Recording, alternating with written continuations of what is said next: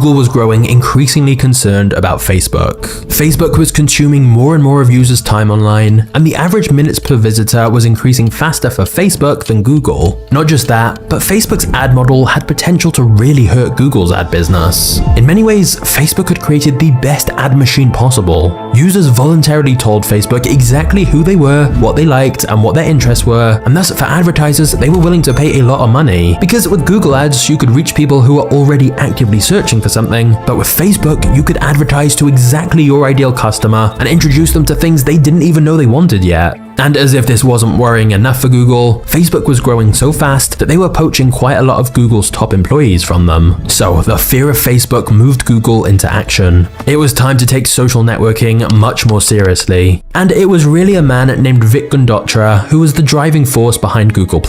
He joined Google in 2007 as vice president of social, and he very quickly became concerned by the growing influence of Facebook and how much power it could harness from all the personal data it was collecting. Around this point, Larry Page, one of the original co-founders of Google, had returned as CEO, and Vic was constantly telling Larry about how serious the threat of Facebook was. Eventually, Larry agreed and put Vic in charge of a new project called Google+.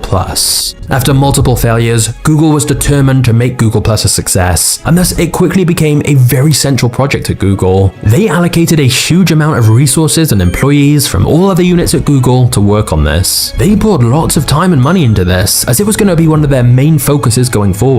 Just to illustrate this, Larry Page sent a memo to the whole company where he told them 25% of their bonus would be tied to Google's success in social, which basically meant if Google+ did well, their bonus could be 25% higher. So the whole company had a big financial incentive to ensure Google+ succeeded. Now, for context, Google's previous social attempt, Google Buzz, maybe had a dozen people working on it, whereas some estimates say Google+ had over 1,000 employees directly involved. This time, Google was serious, and this project was supposed to be the Facebook killer. And in 2010, Facebook was privately valued around $14 billion, whereas Google had a market cap of over $200 billion. So Google certainly had the resources and user base to win and defeat Facebook. So what happened?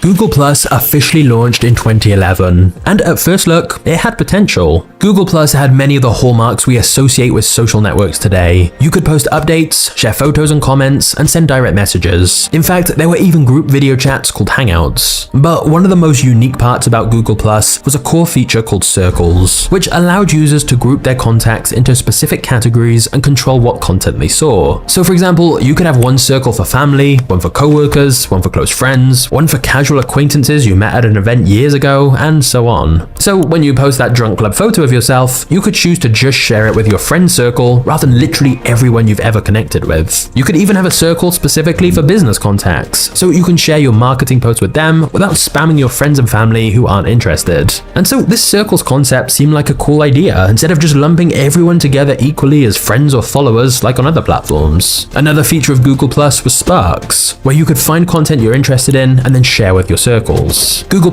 was also designed to integrate with other Google services, including search and email. Basically, Google wanted to unify everything, so people would have one single identity across the whole web. It would all be connected to Plus, or as Marcus Brownlee put it, Google+ is basically the hub for it, so you're going to see Google+ in embedded in services like Google Calendar, Google services like Search and Contacts and Gmail, and that's all going to help tie everything together with your profile and everything about you on your Google+ profile. Now, in order to create hype around the launch of Google+, Google decided to roll it out gradually by using an invite program. So to join Google+, at first you had to be invited by someone else. It was invite only, and when you got invited, you could then send a few invites out to people yourself. This invite program not only allowed Google to get feedback and fix bugs by rolling it out gradually, but it also allowed them to create a feeling of exclusivity and buzz around Google+.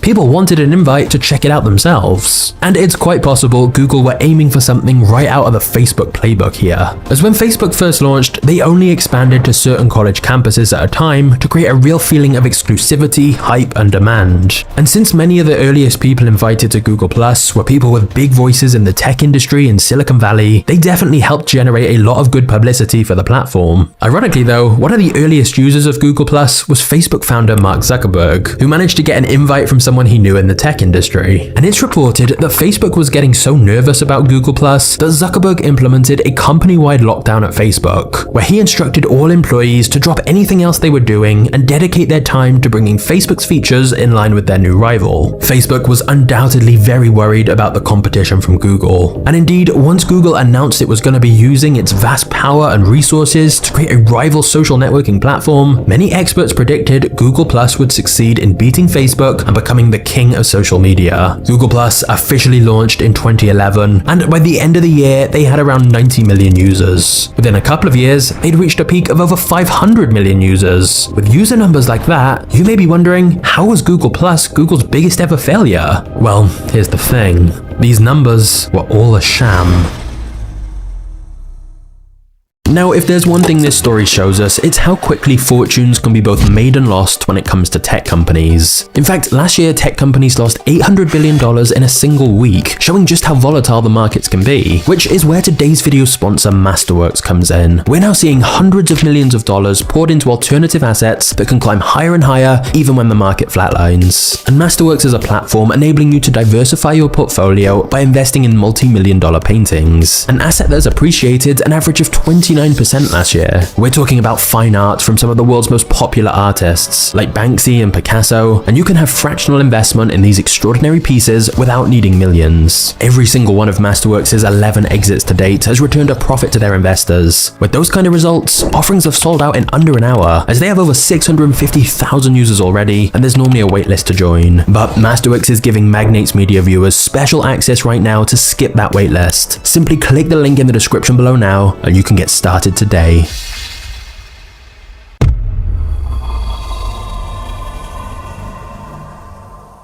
It soon became clear that many of the things that first looked like positives for Google were in fact